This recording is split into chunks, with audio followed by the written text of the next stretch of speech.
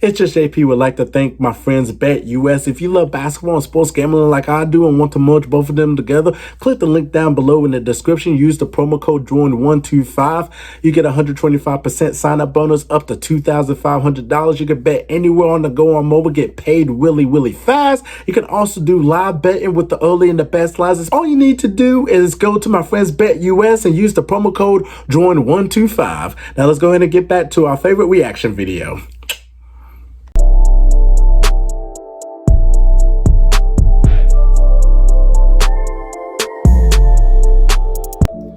What up, JP Nation? This your boy JP. Wow, man, I just took a nap just a few seconds ago and forgot I was recording and just woke up from a dream. Speaking of dream, today we are reacting to Hakeem the Dream Olajuwon, one of the greatest NBA players of all time. Shout out to Nonstop Sports for this video. Man, Hakeem was just a beast, man. Both defensively and offensively.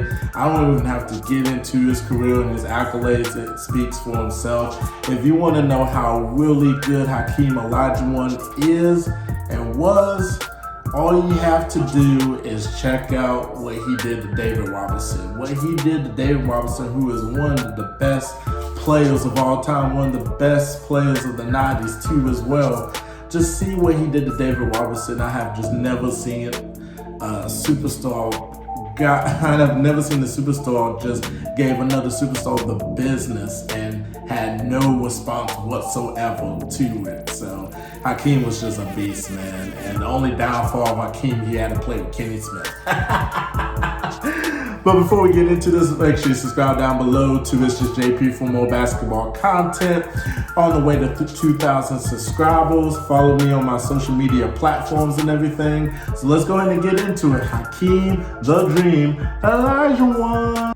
Hakeem the Dream Olajuwon was the first African-born player to play in the NBA. He is best known for winning 2 NBA championships with the Houston Rockets and embarrassing all the best centers from his era with incredible post moves. Watch the rest of the video to find out how good was Hakeem actually and where he ranks among the best centers of all time. First contact with basketball at 15. Hakeem grew up in Nigeria in a well-off family, and he was able to play many sports as a youngster. He was a goalie in soccer, but he also played handball and volleyball, which attributed to his footwork and hand-eye coordination. Wow. Olajuwon discovered basketball at the age of 15 and instantly fell in love with the sport. When he was 17, he participated in a basketball camp where he was noticed by an American coach who recommended Olajuwon to Houston University head coach Guy Lewis. Even though Coach Lewis never saw him play, Hakeem got invited for a trial run with the Cougars in 1980. Standing at 6'11" and with a lengthy 7'6" wingspan, Hakeem was obviously gifted athletically, but he had never played organized basketball with anyone better than him. Before Houston, he never even wore real basketball shoes. I slamma jamma. Hakeem wasn't cleared to play by the NCAA in 1980, and he redshirted his first year at Houston.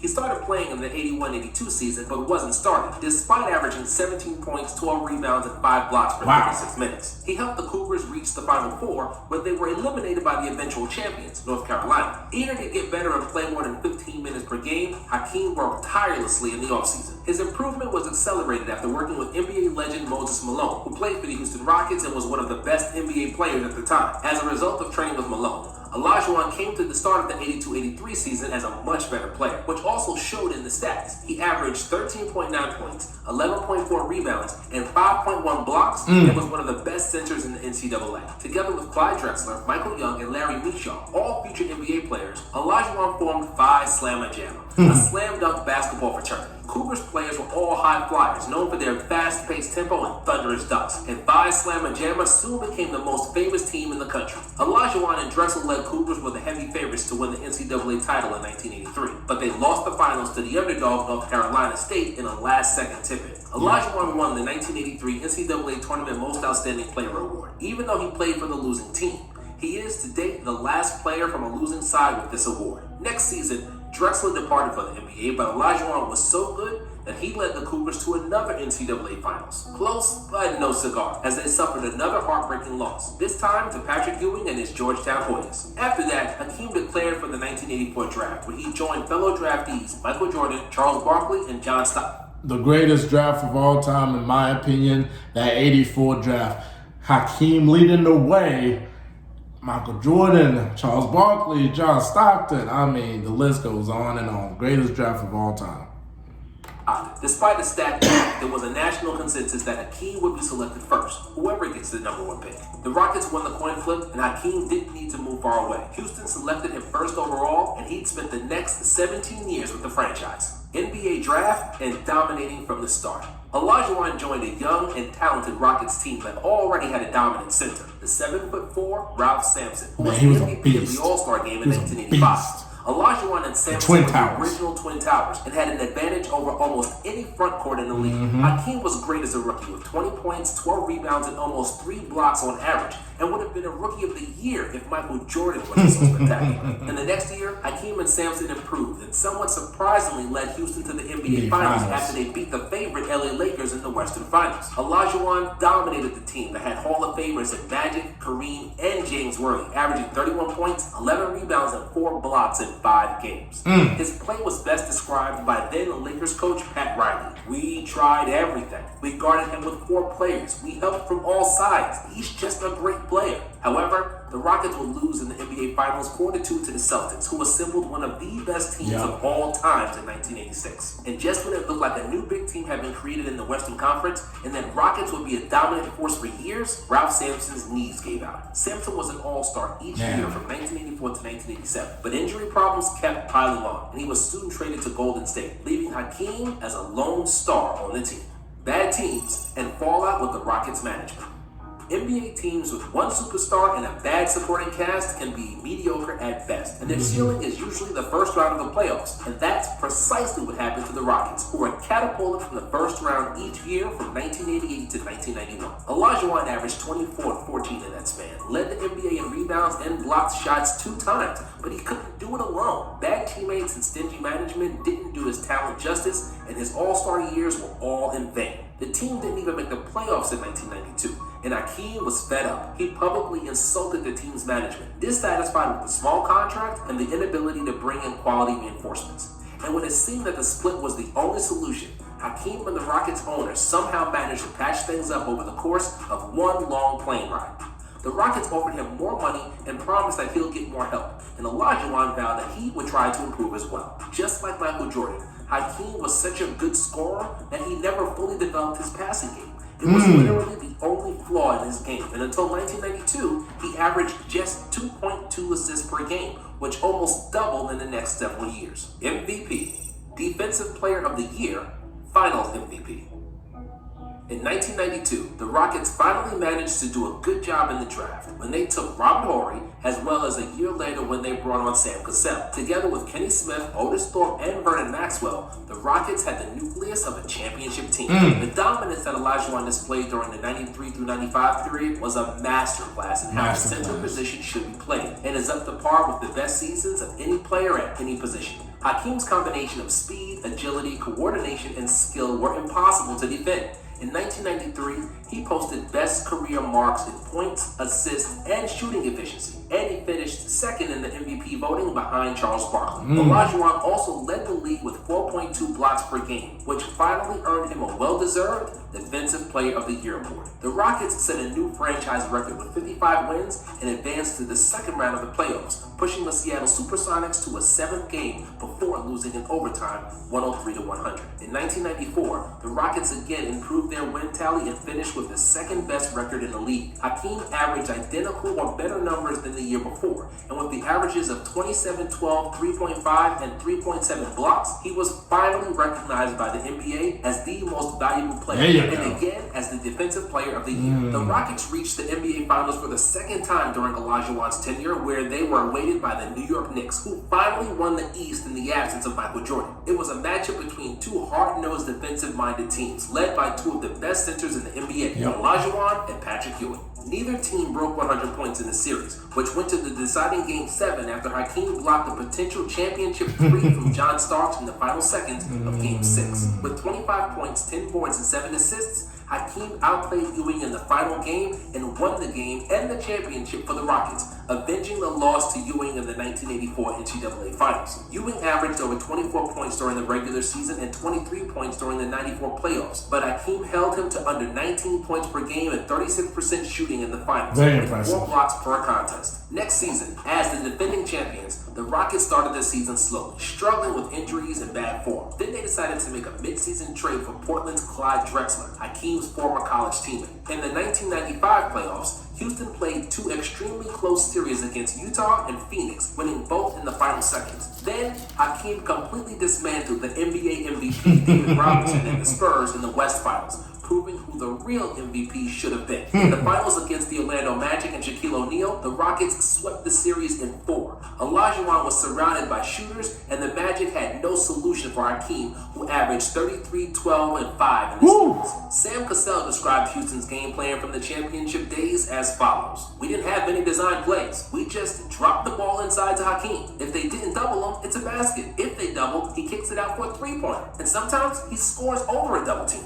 Final years, retirement, and legacy. After winning back-to-back titles, Hakeem had 2 more All-Star years in Houston, but the Rockets regressed as a team and lost in the second round of the 96 to the Supersonics. Next season, the Rockets added Charles Barkley, who tried to catch the last train to win the title. After a promising year and the 3rd best record in the conference, Olajuwon, Drexler, and Barkley went to the Western Finals but lost in 6 games to the Utah Jazz. Years caught up to all 3, and it was the beginning of an end to Hakeem's storied career. He stayed with the Rockets until 2001 and then surprisingly signed a deal with the Toronto Raptors, where he finished his career in 2002 at the age of 39. After retirement, Hakeem was mostly known for holding basketball camps where some of the biggest NBA stars learned the art of the postgame. Kobe, LeBron, Dwight Howard, and others were all reaching out to Olajuwon because they knew he was the most skilled post player ever. Hakeem was a man with 1,000 moves, the rarest combination of skill, strength, and efficiency. He was a guard in the center's body. He could shoot, he could cross people over, he used pump fakes, head fakes, and of course,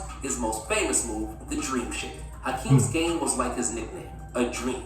He was basically unguardable one-on-one. In the 90s, he played in the playoffs against some of the best centers ever in their prime.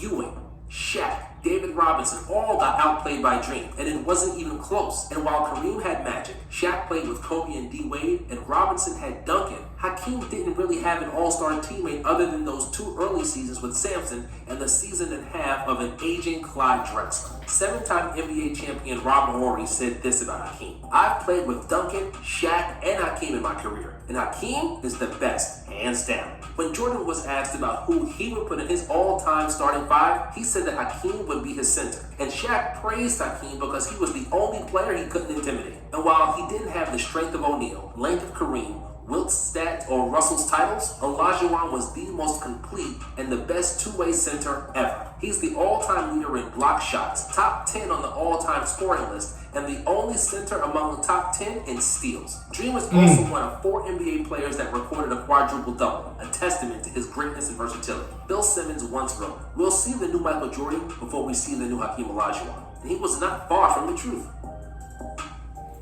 At the end of the video, man, Hakeem was just a beast. The footwork, like if you just watch his footwork, it's just so impeccable. Like that Houston Rockets team in the 90s, the championship Houston Rockets, they probably would have beat the Bulls, at that time before Dennis Rodman got to the Bulls, just because they didn't have no way to stop Hakeem. Hakeem was just so dominant. And once you double team Hakeem, he's just going to kick it out to Kenny Smith, who's a great 3-point shooter, Sam Cassell, 3-point shooter, Vernon Maxwell, 3-point shooter, Robert Ory, 3-point shooter. Like, you just have to pick your poison right there. Hakeem was just so good. Like, he was so unguardable. Like, you just don't want to be in a basketball contest or one-on-one match against Hakeem. That's how good he really was. Really improved his game so much, leaps and bounds, from where he used to be to where he became. I mean, that's just before and after. But Hakeem is one of my favorite players to watch, just because when you're looking at the highlights, you just ask yourself, how does he do it? Like, how does he do it? Like, it's just phenomenal. Just a guard and a center. And, you know, he's the best player. He's the best center of the 90s. Probably the second best player in the 90s behind we know who. But yeah, Hakeem was just amazing, man. He was just amazing to watch. So definitely shout out to Hakeem Olajuwon, one of the greatest of all time. Definitely comment down below and tell me your thoughts about Hakeem Olajuwon. Where would you put him at in NBA all-time greats? And your favorite move, your favorite game from Hakeem Olajuwon, just anything Hakeem Olajuwon, comment down below. Comment down below and tell me what you want me to react to next. On the way to 2,000 subscribers, make sure you subscribe down below. Thank you all so much for the love and support you have given to me. And we are out of here. Peace.